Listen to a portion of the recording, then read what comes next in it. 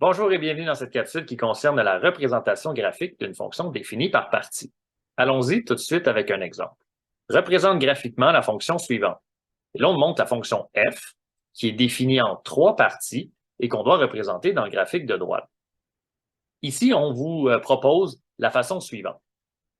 On sait que la première partie de la fonction f a comme règle 3x et que cette règle, 3x, est définie dans l'intervalle 0,4 en x. Donc, ce que vous voyez ici, c'est x appartient à l'intervalle 0,4.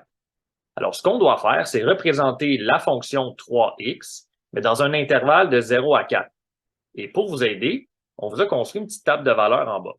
L'idée en arrière, c'est qu'on va remplacer x par des valeurs comprises entre 0 et 4 pour nous donner certains points qui appartiennent à la première section de la fonction. Et ensuite, on va relier selon le type de fonction. 3x étant l'équation d'une fonction linéaire, mais on s'attend à tracer une droite entre x égale 0 et x égale 4. Donc, allons-y tout de suite en remplaçant les valeurs dans la première table de valeurs qui concerne la règle des y égale 3x, la première section. On remplace x par 0. 3 fois 0, on obtient 0. 3 fois 2, on obtient 6. Et 3 fois 4, on obtient 12. On peut donc aller maintenant représenter ces points-là dans le plan cartésien pour nous donner la première section de la fonction. 0, 0, c'est l'origine. 2, 6 et 4, 12. 4, 12, on se situe ici.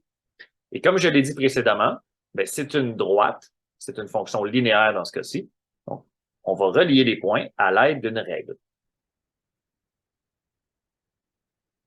Comme ceci. Donc, voici pour la première section de la fonction. Maintenant, pour la deuxième section de la fonction, on a une fonction affine, moins 2x plus 20, qui est définie dans l'intervalle 4, 9 pour les x. On va effectuer le même processus. On va remplacer des valeurs. 4, 6 et 9, ce sont les valeurs qu'on vous propose dans la fonction moins 2x plus 20 pour aller chercher les valeurs correspondantes en y. Donc, moins 2 fois 4 plus 20, on obtient 12. Et ici, il n'y a aucune surprise qu'on obtienne encore la valeur 12.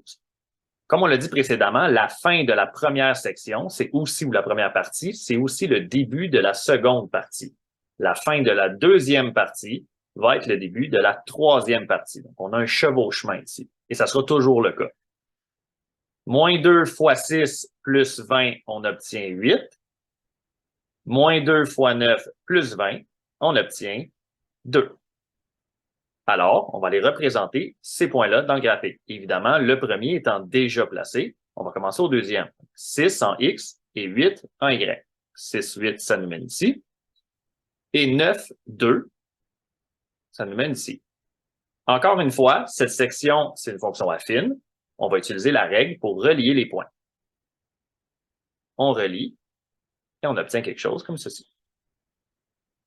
Alors, voici pour la deuxième partie de la fonction définie par partie. Maintenant, il en reste une, la troisième. Ici, on a une fonction constante. Donc, y égale 2, c'est une fonction constante qui est définie dans l'intervalle 9 jusqu'à plus l'infini. Là, on ne va pas remplacer une infinité de valeurs, évidemment. On va s'en donner quelques-unes seulement. Ici, on vous propose des valeurs 9, 10 et 12.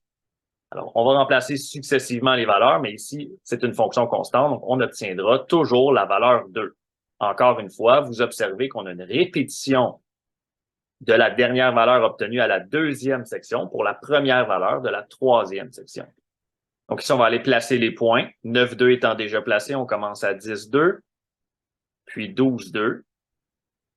Et on obtient une fonction constante, comme prévu, qui va être représentée par une droite horizontale, mais qu'on ne va pas arrêter puisqu'on va jusqu'à l'infini.